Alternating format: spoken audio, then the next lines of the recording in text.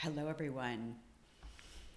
I want to talk a little bit about the celebration of love's alchemy. So, this is a segment that I do on Spiritual Ambition, which is my bi weekly show where women tune in to experience their divine nature. So, if you haven't checked that out, I can leave the link in the comments.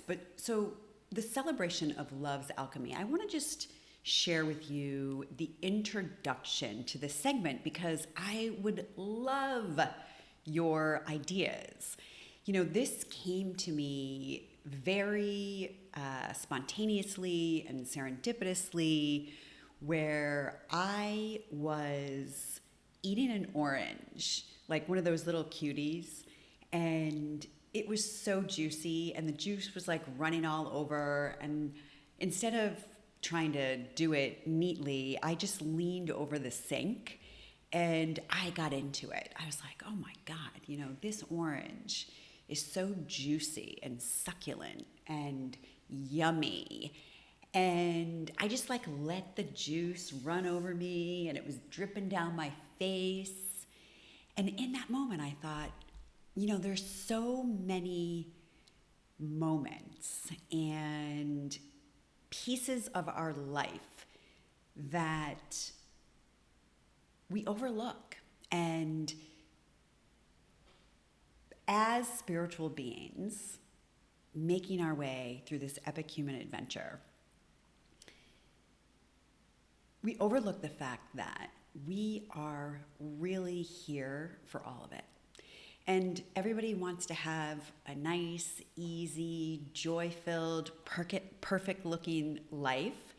But the truth is, from a soul level, we come for it all. We come for all of it. So we come to have experiences of pain and grief and betrayal and disempowerment. And we do that because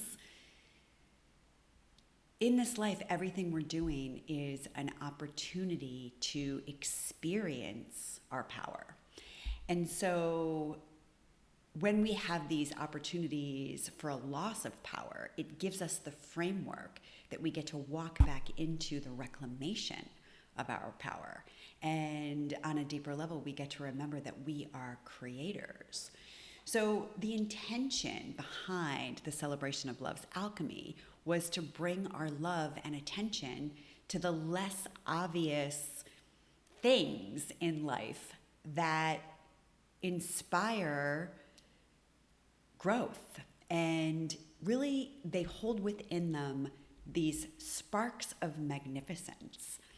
And this is just a simple, easy way to bring our love and appreciation to something that might not seem like it deserves our love and appreciation, or even that we just overlook it. You know what I mean? Like the juicy orange. I mean, think about that, right? The way that the flesh is constructed by nature, and the fragrance and the juice, how it stimulates all of our senses. But we don't really think about that. We just eat the orange and take it for granted. So my intention behind the celebration for love's alchemy was really the creation of these moments to honor the things in our human journey that we sometimes take for granted. So the way that I say it on the show is, now we have the celebration of love's alchemy. This is a gentle pause to recognize the extraordinary magic woven through our everyday lives.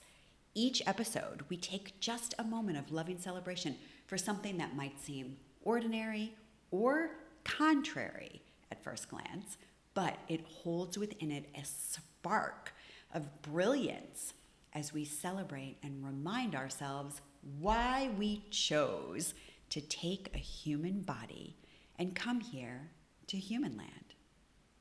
So from the sweetness of a juicy orange to the blessing of an emotional trigger, We turn our attention to the less obvious causes for celebration and the little things that we might take for granted. And it's through our loving appreciation and gratitude that we uplift ourselves and our vibration with the power of love, sending ripples of good juju out and around the planet. As alchemists of upliftment. This is like really important. There's like a coded message in here. As alchemists of upliftment. That's what we're doing.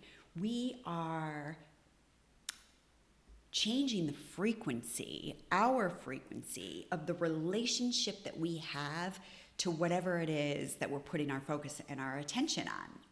So as alchemists of upliftment, we're turning the seemingly mundane into marvels of magnificence as we see the whole human experience as the alchemy to our wisdom, right? It takes all of it for us to gain the wisdom of the experience of our life.